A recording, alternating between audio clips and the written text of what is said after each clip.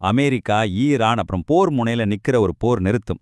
இது எப்படி ஒரு சாத்தியமே இல்லாத விஷயமா மாறுச்சு?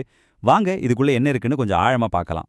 சரி, ஈரானின் துணை வெளியுறவு அமைச்சர் சொன்ன இந்த ஒரு வரிதான் இந்த முழு பிரச்சனையோட மையப்புள்ளி.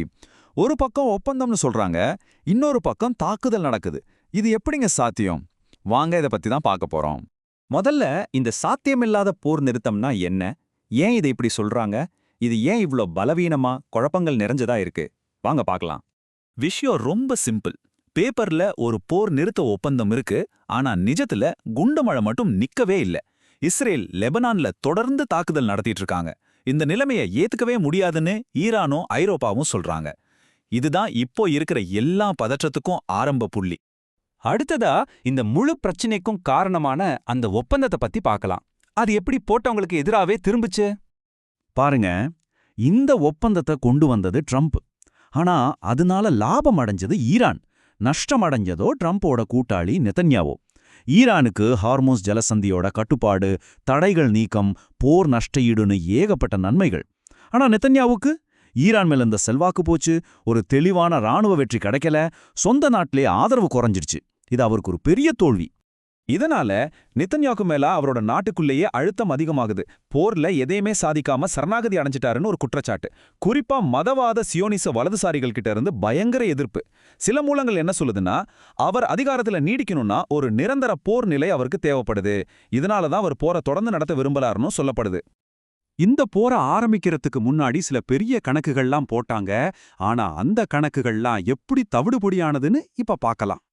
இந்த அட்டவணையை பாருங்க, உங்களுக்கே புரியும். நெதன்யாகு ஈரானை தாக்கலான்னு ட்ரம்பை சம்மதிக்க வைக்கும்போது என்னெல்லாம் சொன்னார். ஆனா நிஜத்துல என்ன நடந்துச்சுன்னு பாருங்க. ஈரானோட ஏவுகணை திட்டத்தை சில வாரத்துல அழிச்சிடலான்னு சொன்னார். ஆனா 6வது வாரத்திலயும் ஈரான் ஏவுகணை வீசிட்டு தான் இருக்கு. ஹார்முஸ் ஜலசந்திய ஈரானால ஒன்னும் பண்ண முடியாதுன்னாங்க. ஆனா ஈரான் சம்மதம் இல்லாம ஒரு கப்பல் கூட அதை தாண்டல. ஹவாய் தாழிகள் ஆட்சி மாற்றத்தை ஏற்படுத்தும்னு சொன்னார். ஆனா மக்கள் கோவம் ஈரானிய ஆட்சியை இன்னும் வலுவாக்கிடுச்சு. கணிப்புக்கும் நிஜத்துக்கும் எவ்வளவு பெரிய வித்தியாசம் பாருங்க. இது வெறும் அந்த பகுதியில நடக்கிற சண்டை மட்டும் இல்ல, இதோட பாதிப்புகள் உலகம் முழுக்க எப்படி உணரப்படுதுன்னு பார்ப்போம். இந்த போர் ட்ரம்புக்கு சொந்த நாட்டிலேயே ஒரு பெரிய தலைவலியா மாறியிருக்கு. அமெரிக்க மக்கள் மத்தியில இஸ்ரேல் மேல அதிருப்தி அதிகமாயிட்டே வருது.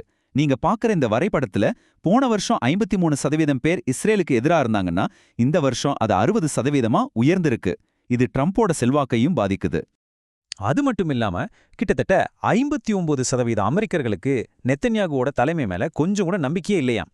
சரி, இந்த பெரிய உலக அரசியல்னால நமக்கெல்லாம் என்ன பாதிப்புன்னு யோசிக்கிறீங்களா? நேரடி பாதிப்பு இருக்கு. உலக எண்ணெய் சந்தைகள்ல ஏற்பட்ட அழுத்தம் காரணமா நம்ம ஊர்ல பெட்ரோல், டீசல் விலை விண்ண முட்டுது. இது நம்ம எல்லாரோட அன்றாட வாழ்க்கையும் பாதிக்குது. அமெரிக்கா திரும்பவும் போர ஆரம்பிச்சா என்ன செய்யணும்னு ஈரான் ஒரு தெளிவான பிளானோட இருக்கு.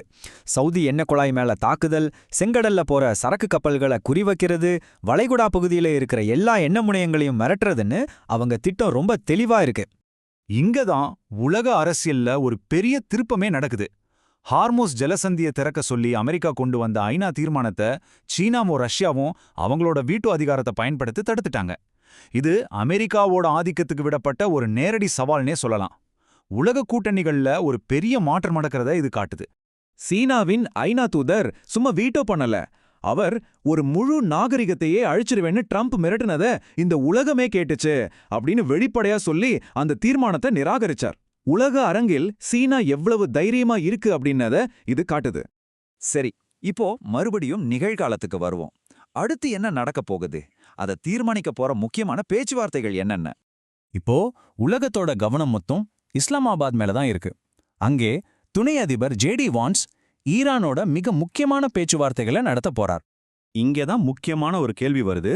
ஈரான் அடுத்தடுத்த அடிகளை எடுத்து வைக்க தயாரா இருக்கு. ஆனா விளையாடுறதுக்கு ட்ரம்ப் கையில வேற என்னதான் இருக்கு? அவரோட தேர்வுகள் ரொம்பவே குறைவா இருக்கிற மாதிரி தான் தெரியுது. ஈரான் மறுபடியும் போருக்கு தயார். இஸ்ரேல் தாக்குதலை நிறுத்தாது. இப்போ முடிவெடுக்க வேண்டிய கட்டாயம் ட்ரம்ப் கிட்ட வந்திருக்கு. நேரம் போய்கிட்டே இருக்கு மிஸ்டர் ட்ரம்ப்.